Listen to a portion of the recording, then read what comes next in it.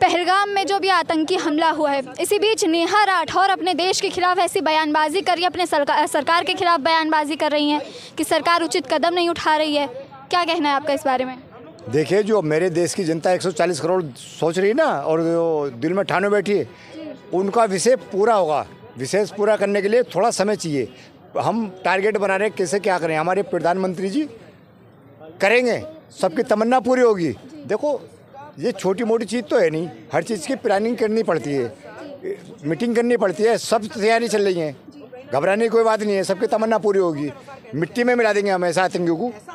लोग कहते हैं आतंक का कोई धर्म नहीं होता, लेकिन पहलगाम में जो भी आतंकी हमला हुआ है उसको लेकर क्या कहेंगे? देखिए पत्रकार महोदय, मैं आपके चैनल के माध्यम से बता देना चाहता हूँ पूरे भारतवासियों को, मैं इस चीज़ पे और इस जगह पे और ऐसे करने वालों पे निंदा की वो करता हूँ। उन्होंने हमारे 27-28 जवान मारे, वो भारतवासी मारे, वो भी मेरे देश के भाई थे। उसमें 2 भाई हमारे बचाने वाले मरे, वो भी मुस्लिम थे, उन पर हथियार नहीं था, इसलिए अन्य वो सबको बचा लेते। मोदी जी पर यह आरोप लग रहा है कि वो आतंकियों के खिलाफ सही कदम नहीं उठा रहे हैं। देखिए, सही बचाव चल रहा है। नहीं, मोदी जी सही कदम उठा रहे हैं, बहुत सही कदम उठा रहे हैं। बहुत सोच समझ के चलना पड़ता है, पब्लिक को भी संभालना पड़ता है। पब्लिक ये चाहती है कि जो ये कांग्रेसी है ना, ये खुला मैं नाम ले देता हूँ उनका, कांग्रेसी ये चाहते हैं कि मोदी जी सेना को बांट दें अपनी। हम बांटेंगे नहीं सेना को, हम एकजुट पहले उससे ही निपटेंगे। इस हमले के बीच में देश में बंटवारे की मांग उठ रही है। बंटवारे की नहीं, सेना को बांट दें, मतलब यहाँ ऐसा करना, वहाँ ऐसा करना, ऐसा नहीं करेंगे। हमें पहले टारगेट पाकिस्तान है, उसे नष्ट करना, उसे मिट्टी में मिलाना हमें। अच्छा, इसी बीच कांग्रेस के जो नेता हैं खड़गे, वो कह रहे हैं कि जो मोदी है उनका 56 इंच का सीना अब सिकुड़ चुका है। देखिए, खड़गे जी से मैं बोल देना चाहता हूँ, खड़गे जी आप तो आपके इतने गुना सर पे रखें, आप हर कदम पे चलोगे तब भी माफ नहीं होंगे। जी हाँ। नेहा राठौर ने अभी जो बीजेपी के खिलाफ बयानबाजी की है, एक तरफ पहलगाम को लेकर पूरे देश के अंदर शोक का माहौल है और दूसरी तरफ सरकार पर ही सवाल उठ रहा है। मुझे लगता है कि ये बहुत ही ज़्यादा मतलब एक असामाजिक किस्म की हरकत है। इवन नेहा सिंह राठौर ने जब एक गाना बनाया था यूपी में काबा, यूथ मीडिया टीवी के माध्यम से, मैं चैनल का नाम भी ले रहा हूँ, यूथ मीडिया टीवी पे मेरी वीडियो पड़ी हुई है।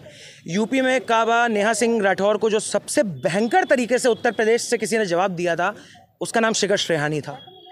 उस लड़की को आज से नहीं, बहुत बार मैं जवाब दे चुका हूँ। विवाह भी किससे करती हैं? समाजवादी पार्टी का नेता है, पुराने कनेक्शन है रामपुर से, पुराने कनेक्शन है नेहा सिंह राठौर के आजम खां से, पुराने कनेक्शन है नेहा सिंह राठौर के अखिलेश यादव से, पुराने कनेक्शन है नेहा सिंह राठौर के उस तालिबानी विचारधारा से, उस मुग़ल विचारधारा से, जहाँ पे उन लोगों के लिए अकबर जैसे लोग आज भी महान हैं, जहाँ पे उन लोगों के लिए ये क्या थे, ये हुमायूं और ये मुग़ल शासक आज भी महान है। और ये वही लोग हैं जो आज भी रामलला की रिस्पेक्ट नहीं करते हैं। तो जिन लोगों की मतलब मैं कहूँगा परवरिश ही इस टाइप की हुई है, जिनको ताजमहल अच्छा बताया गया है और मंदिरों को बुरा बताया गया है, तो ऐसे लोगों से, ऐसे नीच लोगों से आप क्या उम्मीद रखोगी? नेहा सिंह राठौर मुझे लगता है जितनी नीच है, जितनी गिरी हुई है, अगर सुन रही हो तो सुन लेना। केस करना चाहती हो तो नाम है शिखर शुक्ला, लखनऊ से हैं, करना खुल के। ये जितनी नीच तुच्छ गिरी हुई औरत है, मुझे लगता है कि इतनी नीच तुच्छ गिरी हुई औरत ऐसे भारत में नहीं होनी चाहिए। यदि वो मेरी सगी बहन भी अगर नेहा सिंह राठौर जैसी होती तो मैं पूरी कोशिश करता कि मैं अपनी सगी बहन को जेल के अंदर करवा देता। जय श्री राम, जय जय। अच्छा, जहां देश अगर में मेरे परिवार का भी सदस्य इतना खिलाफ बोल रहा होता, मैं उसके खिलाफ हो जाता, क्योंकि मैं पागल हूँ देश के लिए। देश को 2 ही रूपों में देखता हूँ, एक भारत माँ, दूसरा भारत मेरी मोहब्बत है, जिसके लिए मर भी जाऊँगा, मार भी दूंगा।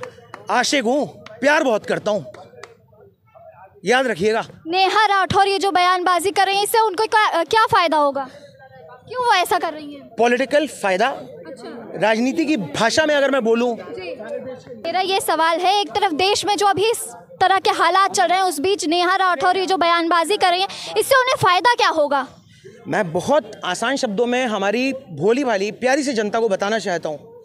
मेरे SC ST भाई, मेरे दलित भाई, मेरे मैं कहूँगा OBC भाई, मेरे ब्राह्मण भाई, मेरे ठाकुर भाई, मेरे समस्त हिंदू भाई, मेरे सरदार भाई, मेरे जाट भाई, मेरे यहूदी भाई और मेरे जितने भी हैं, मतलब बस इतने ही हैं। हाँ, ये जितने भी मेरे भाई हैं, इनको मैं सबको बताना चाहूँगा कि ये हम लोगों को एक तरीके से हम लोगों के साथ में पॉलिटिक्स है, हमारे साथ में ये राजनीति है, जलन की, लड़ाई की, भेदभाव की राजनीति।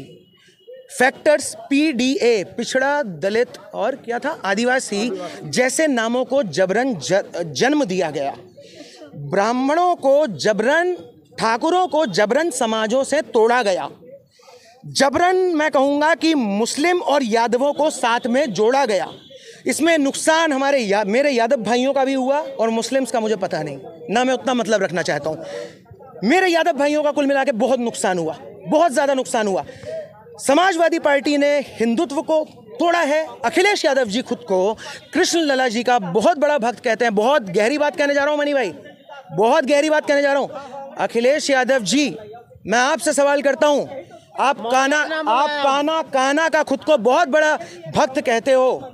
यदि मैं मुख्यमंत्री होता और मैं कृष्ण जी का भक्त होता ना आपके जैसे, तो मैं अपने कान्हा की, अपने राम लला के रूप की, अपने कान्हा लला की, अपने बाके बिहारी की जन्मभूमि पे मस्जिद के ढांचे को बर्दाश्त नहीं कर पाता एक बार भी। चलो योगी आदित्यनाथ पे आप मुझसे पूछ सकती हो, why Yogi not doing, why Modi.